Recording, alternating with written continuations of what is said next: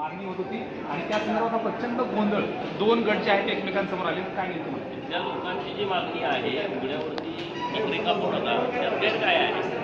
तुम्ही तुमच्या घरात कापा ना. ज्यांना काही बकरी कापायची आहे तुम्ही तुमच्या शेडमध्ये कापा. उघड्यावर रस्त्यावरती कापण्याची आवश्यकता नाही. आणि वराच्या संदर्भामध्ये जर कोणी भूमिका घेत असेल तर त्यावर आक्षेप घेण्याची गरज काय? आपण भारतामध्ये राहतो, आपण इराण, इराक, अफगाणिस्तानमध्ये राहत नाही, पाकिस्तानमध्ये राहत नाही.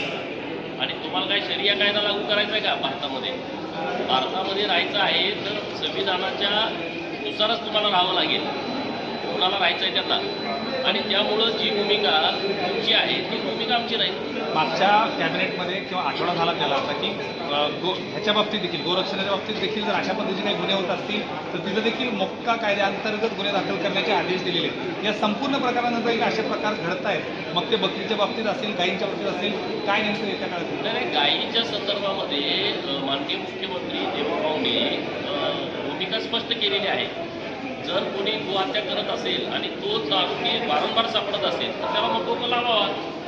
सरकारची भूमिका ठाम आहे. आणि त्यामध्ये जर कोणी गायींच्या बाबत जर अशा पद्धतीचं चुकीचं वर्तन करत असेल आणि गोहत्या करत असेल तर त्यांना कोठडीमध्ये जावंच लागणार. त्यांच्यावरती कडक कारवाई होणार, त्यांना कोणी वाचवू शकणार नाही. गो बंदी आहे, हत्याबंदी आहे. आणि म्हणून जर कोणी चुकीच्या पद्धतीनं याला दिशा देण्याचा प्रयत्न करत असेल तर तसं उत्तर देण्याच्या भूमिकेमध्ये आम्ही आहोत. मागच्या काही काळामध्ये मुंबईत अनेक ठिकाणी अतिक्रमणाच्या कारवाई असतील किंवा हे सगळं झालं आहे. कुठेतरी संताप रोष दिसतोय आणि या संपूर्ण प्रकारानंतर देखील कायदा व सुव्यवस्थेची परिस्थिती निर्माण होत आहे. अतिक्रमणाच्या ज्या कारवाई आहेत त्या अभिनंदनास पात्र आहेत. अतिक्रमणाची कारवाई झाली आणि रेल्वे स्टेशनवरती गर्दी झाली, मग ही लोकं कुठली होती? ज्यांनी इथं सरकारी जागेमध्ये येऊन अतिक्रमण केलं, हजारोच्या संख्येनं झोपड्या उभा केल्या आणि जेव्हा झोपड्यावरती कारवाई झाली तेव्हा सगळे कोरोनाच्या काळामध्ये जशी गर्दी रेल्वे स्टेशनला होती तशा पद्धतीची गर्दी आता होती. म्हणजे ही सगळे बाहेरचे लोक आहेत हे सिद्ध झालेलं आहे. आणि त्यामुळं आणखी जिथं कुठं अतिक्रमण आहेत ही अतिक्रमण सुद्धा सरकार आणि महानगरपालिका काढल्याशिवाय राहणार नाही. सरकारची जागा म्हणजे कुणाच्या काय बापाची प्रॉपर्टी नाही. हे सगळ्या लोकांनी समजून घेतलं पाहिजे. जे देशाच्या विरोधामध्ये कारवाई करतात, भूमिका घेतात, राष्ट्राच्या विरोधामध्ये असतात, त्यांना अशा जागेतून हाकलून दिलं पाहिजे.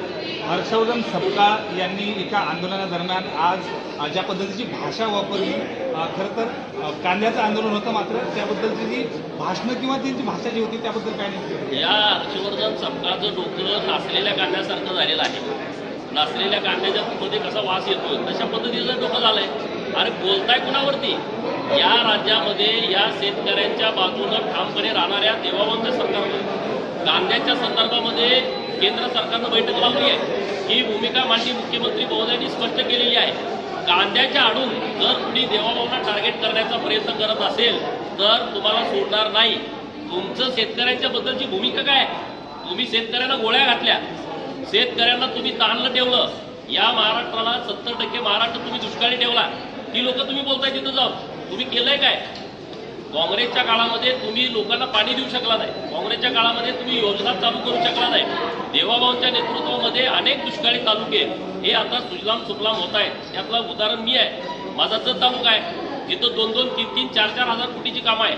टेंबूसारखं योजना जिथं 7,000 कोटीचं काम सुरू आहे एका योजनेवरती. मराठवाडा वॉटर ग्रीड योजना ज्या देवाभाऊंनी आणली आहे. समुद्रामध्ये वाहून जाणारं पाणी हे मराठवाड्याला देण्याचं नियोजन केलंय.